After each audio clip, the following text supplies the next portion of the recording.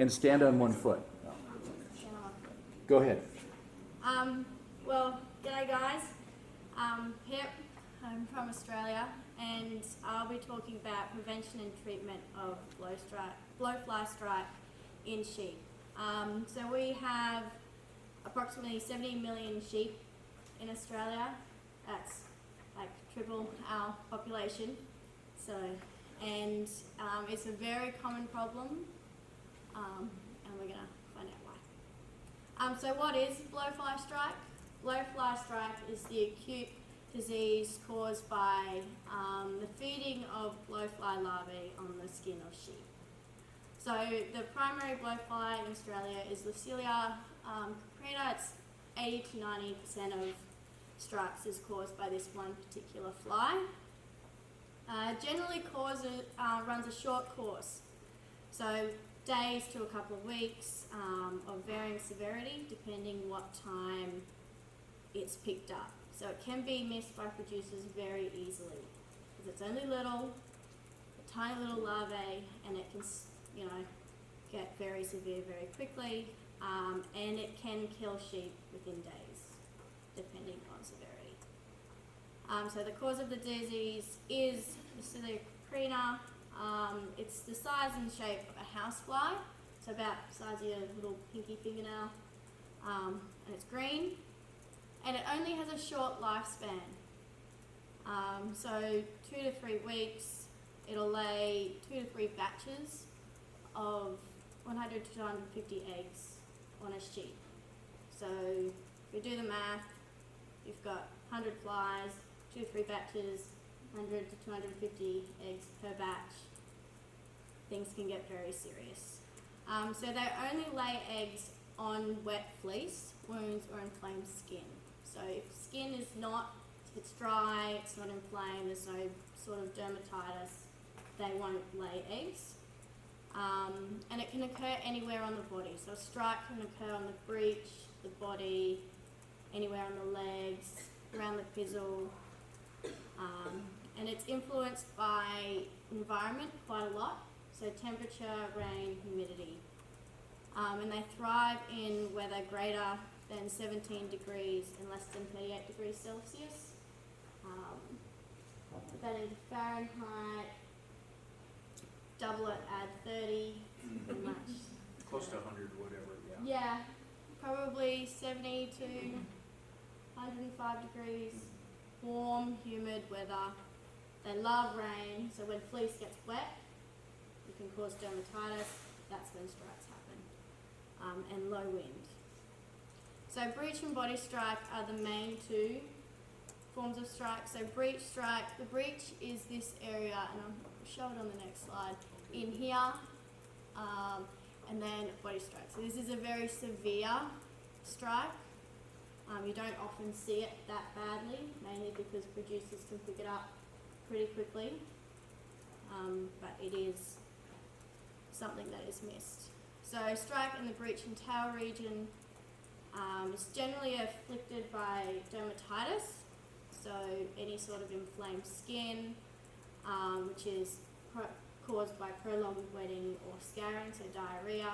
So spring, fresh grasses, got really quick rumen passage, or in lambs, they're scarring because it's hot. You'll get a lot in lambs. So body strike, it's similar to breech strike, but mainly from fleece rot or lumpy wool. So it's been raining a lot, fleece is wet, you're getting bacteria in there, it's causing dermatitis once again. So again, often occurring in summer, spring, summer, in high rainfall zones, with temperatures, high temperatures. So clinical signs, reduced feed intake is one of the big clinical signs. Fever, lethargy, irritation, so they'll be irritated. They often are separate from the rest of the flock, and wounds have a foul odour. It's not nice. So here we are, we have some maggots over here, and the wool will, so they'll eat at the skin and the wool will come off the skin. It's not pretty. So impacts of fly strike, so a lot of impacts. Anyone who doesn't know sheep knows that, you know, we get wool from sheep, a lot of wool, and it does cause a lot of effects to both, you lose the wool off the sheep, your impact on wool quality, so staple strength, staples the strand of wool. So if a strike happens, often wool production will stop, which means your staple strength will have a break in the wool. And once they process wool, they pull wool, and if it breaks in the middle, it shortens your wool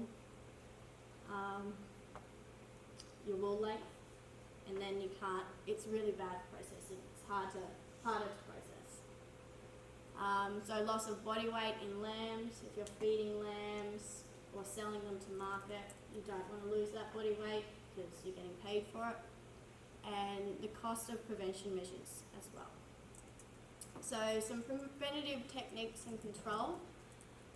So you can do two ways: modification of the host and or the environment. So conventional control methods. There's two major control methods that they use. So permanent modification of the host. So this is a very controversial topic, particularly in wool. So it's called mulesing. Mulesing is, on the other slide we'll go into detail about it. So mulesing and tail docking and pizzle dropping in wethers. So wethers are male sheep. Castrated males, or young males that, you know, within that 12-month age. So, and non-permanent modifications are crutching. So this is crutching here, where they've shorn the wool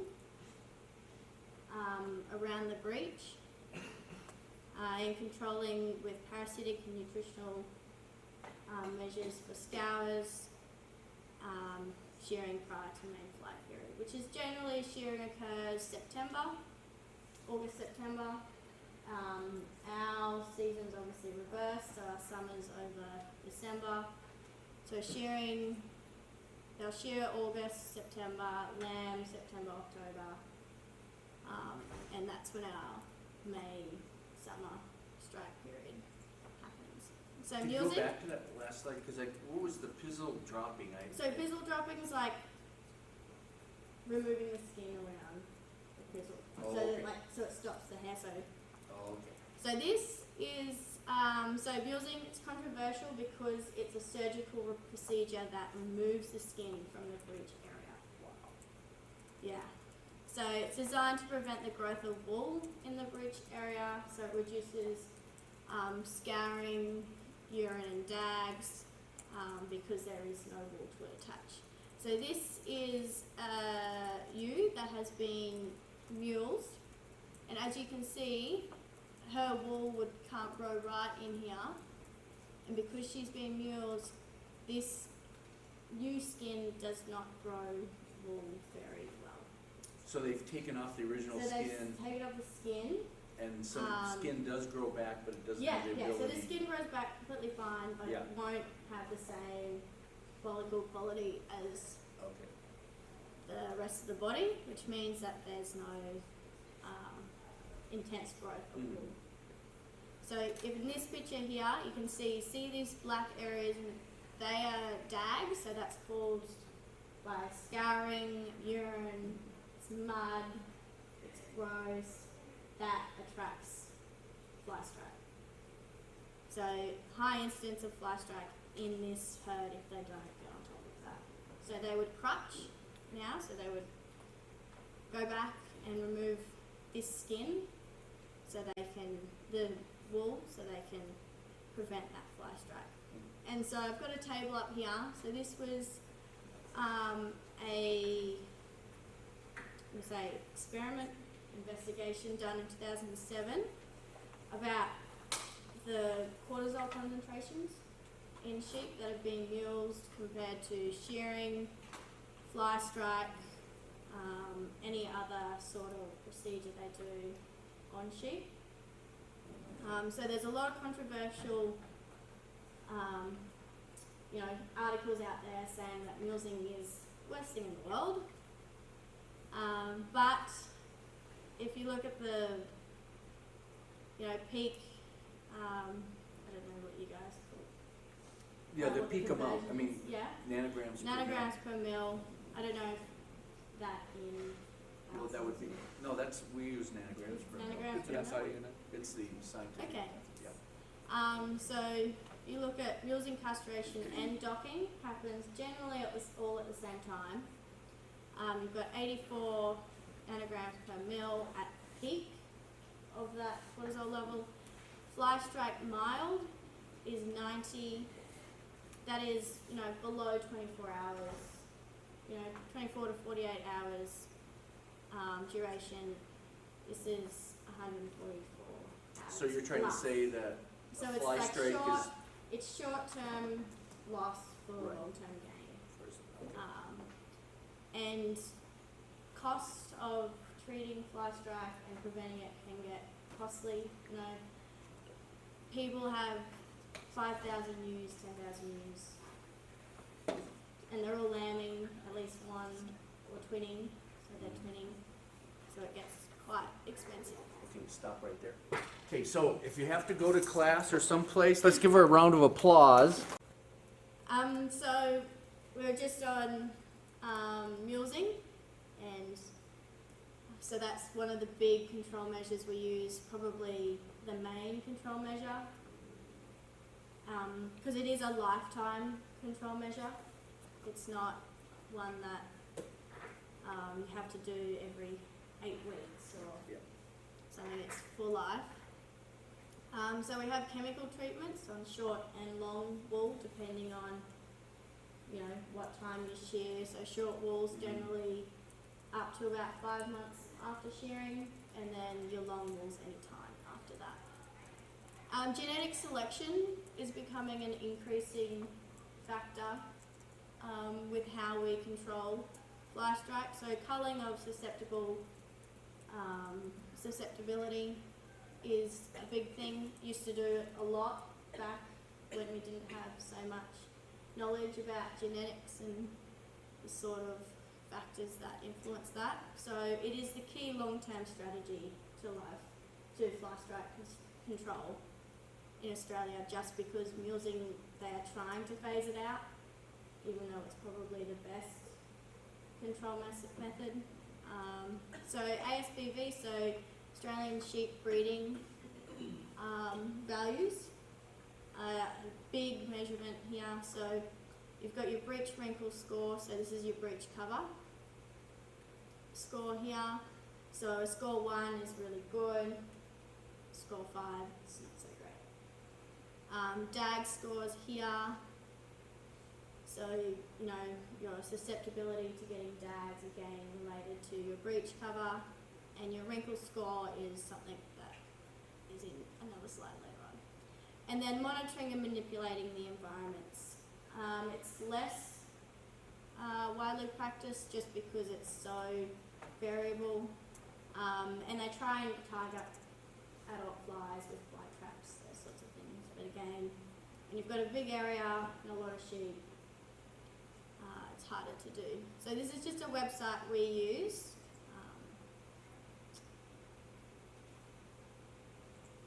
In Australia, so this is a great website that shows you, you know, your susceptibility management. So you can go in here, you can type in, you know, where you're from, your management techniques, what you're looking for, whether you want to do a short wool treatment, long wool treatment, when you're shearing, when you're lambing, crutching dates, vaccination dates, and it can give you a timeline of when, you know, strike rate is going to be your highest and how you can control that. So we'll go back into, yeah. So again, so here's a little graph that I pinched from that Flyboss website, and it's, so this is your wrinkle, your breech wrinkle score on lambs, and then it's got your susceptibility up here. So if your breech wrinkle score is 5, obviously susceptibility is going to be higher than it is at a 1 or a 2. Because you got more things that are, you know, Yeah, can so hold you've a lot got- of moisture, You've got moisture holding, you've got a lot more skin. cover area. Your DAG score is going to be higher, so everything comes down to this sort of breech wrinkle and body wrinkle, so not just the breech. So this is a little big table that I put together of price of prevention. So time of application, so you've got your long walls and your short walls.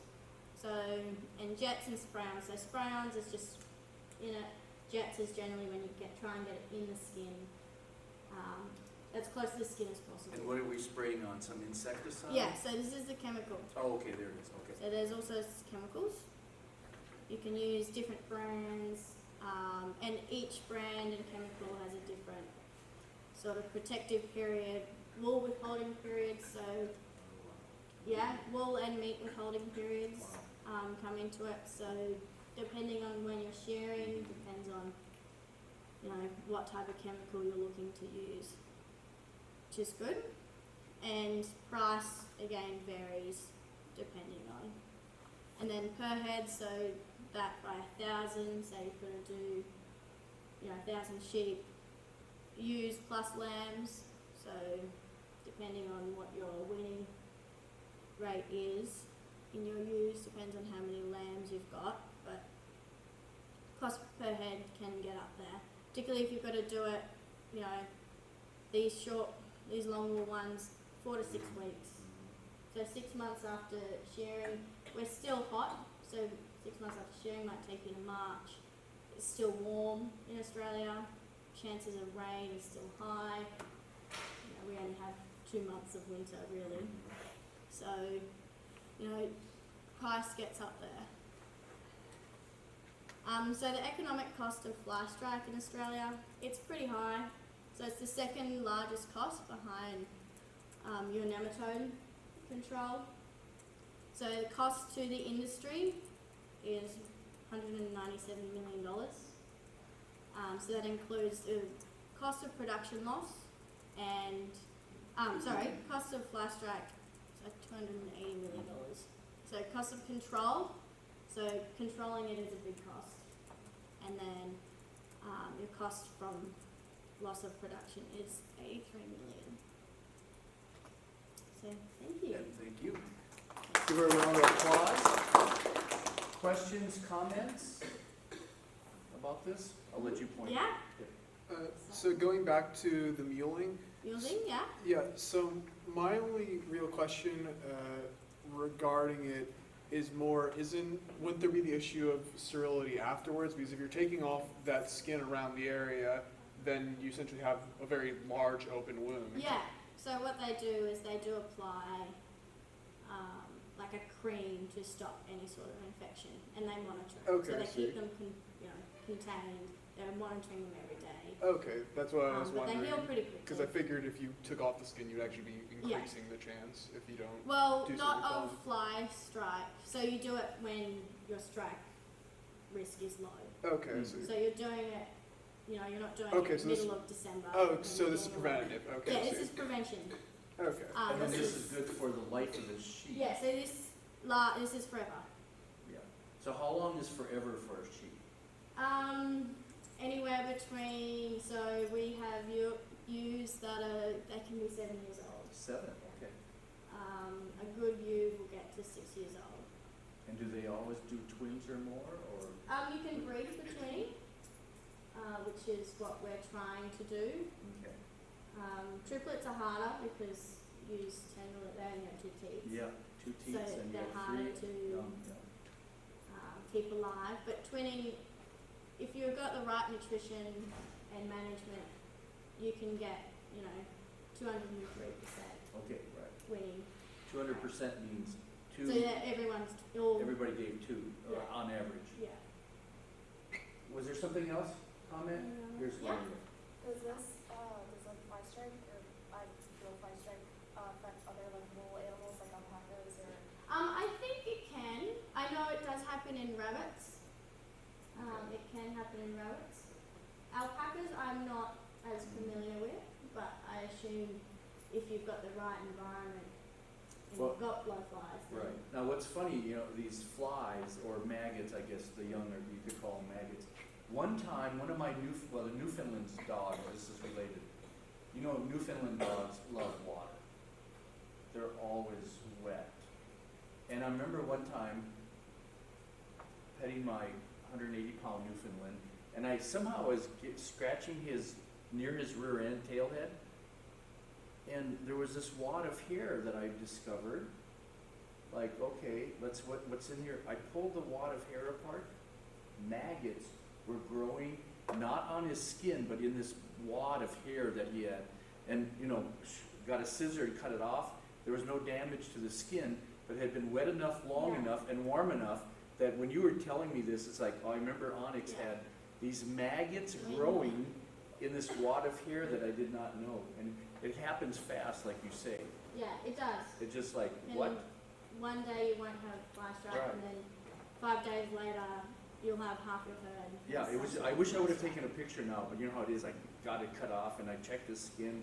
There's nothing there, but enough hair was wadded on those big dogs, and I pulled it apart. Like, there's maggots. What a bad owner. You know what I mean? It just happened though. Okay. Other comments, questions? So the flies, do they eat like only the tissue of the skin, or do they eat like the follicles? So yeah, so they'll. Repeat the question. So the question was, do the flies eat away the skin, or is it just the hair? They do a bit of both. So if you see here, they'll open a wound. This is probably easier. Yeah.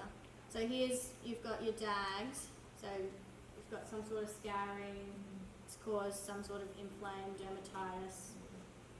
You've got some maggots in here. So they will eat away at both the skin, so the first layer of the skin, and obviously that brings the hair off. Yeah, it's Not quite pleasant. something. Yeah, this is, sheep is probably most likely dead, unfortunately. We're at the back. Something that has to do more to your story is the clinic I worked at, they brought a cat who was extremely sick, and with it, they brought in a hairball, and the hairball ended up having maggots inside of it because the cat would lick its hair. The hairball that they maggots threw up. on it Would be Yeah, inside. I see, yeah. It doesn't take long, it was just surprising. It doesn't take long for those maggots to multiply there. It's something that's always wet, yeah, and then the cat ate the hairball. One more, was there another thing? Oh, here it goes. Yeah. We had an outdoor like herding dog come into our vet clinic once, and it was feeling like really lethargic and everything, and we started noticing some like small holes and things like above his tail, and we shaved, and his skin looked like Swiss cheese, and like maggots were just popping in Oh, and yeah, out. yeah. So, He ended up like actually dying from it just Yeah. Oh my because gosh. it had eaten like so many maggots had eaten through Yeah. his like intestines and like rectum that they were just like pouring out of his body. Yeah. So it gets pretty bad. and I guess you said that was an outside dog, that Yeah. probably didn't get handled, you know, They didn't very notice. much, and that's the danger with that. It was a type of mastiff. Yeah, oh, crazy. Okay, thank you, everybody.